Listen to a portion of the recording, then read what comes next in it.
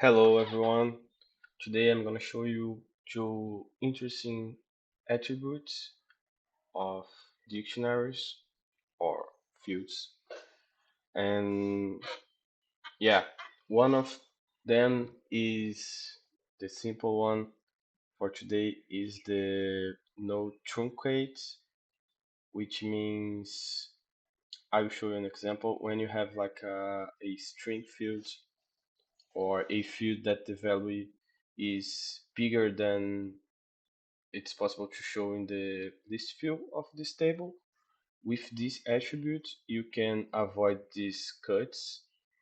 Yeah, of course, if you have like a big value here, in this case, if you have a huge description, for instance, in this example, so maybe the view is not that good, but yeah, sometimes it might be useful.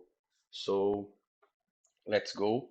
I open an incident and then I'm going to the dictionary by clicking with the right click of the mouse, go to configure dictionary.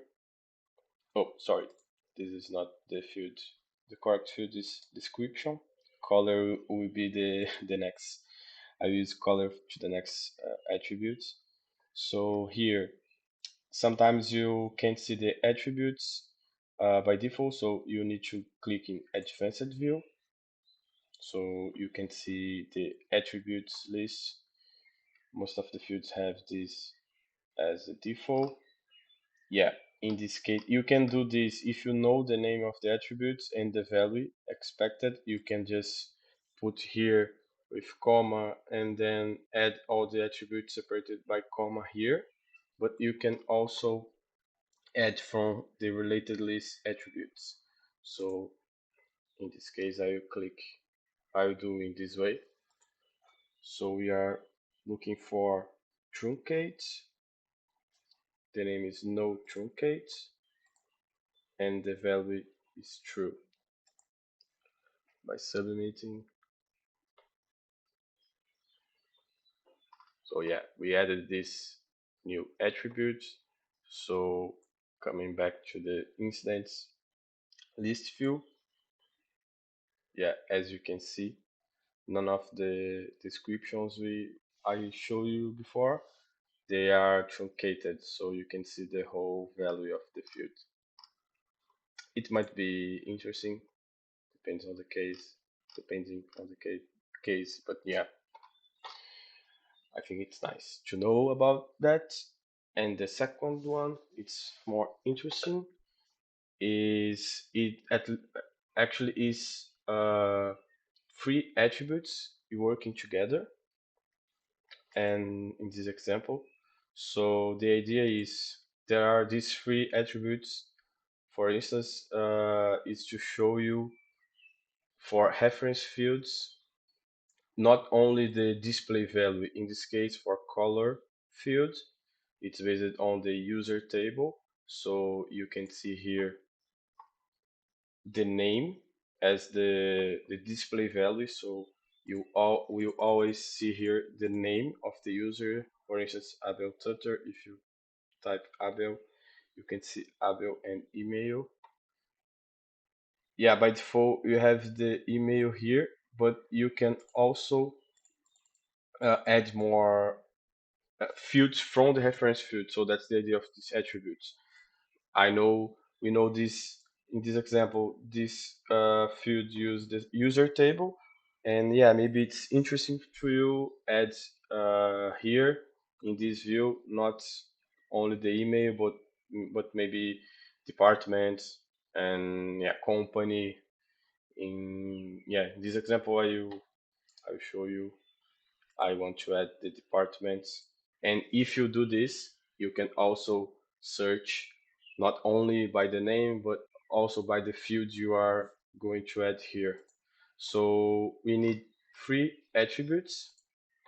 The first is the autocomplete, is the name of this feature. Basically, it's completing our our value, right? Not only by the display field, but also by the field we want. In this case, the value we need to type here, there are three values possible for this autocompleter. But the most common and most useful is the table completer, which means it will use this class to show you as a row view, which means it will work like the same when you open the table. So you can see like the fields as columns, and then you call the class, and then the next attribute is the columns you want, separated by comma. In this case, I will use just one uh, field, department, but you could put like company and more from the table, the reference table you are using. Yeah, be careful. Uh, yeah, as you can see, automatically you can see the attributes here. That's what I meant. It's the same typing or adding from here. And in the end, I will add the attribute to order this reference field, not by the name, but by the department. It's also possible you can define another. In this case, I will add the department to show in the list when you search for a color, but I'm also ordering by the department name. Is autocompleter order by and also the name of the field. Yeah. So as you can see, basically there are more reference autocompleter uh, dictionaries. I will leave the link from the ServiceNow documentation because it depends what it's interesting for you. The most common to see is these three. I mean, this is the class, this is the field you want, and this is the order by field you want to add. So coming back to the record, you can see now system administrator is defined, but if I type Abel Tutter as the beginning, you can see his department name. And but if you want to see users from this department name, for instance, product management, yeah, when I just start when I start to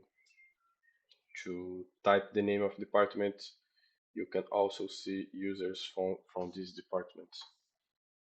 I think it's handy, and it's also possible to use this in the service portal, which adds more value when you have like a variable in one of your items as a reference field, so you can use another value besides the display value only.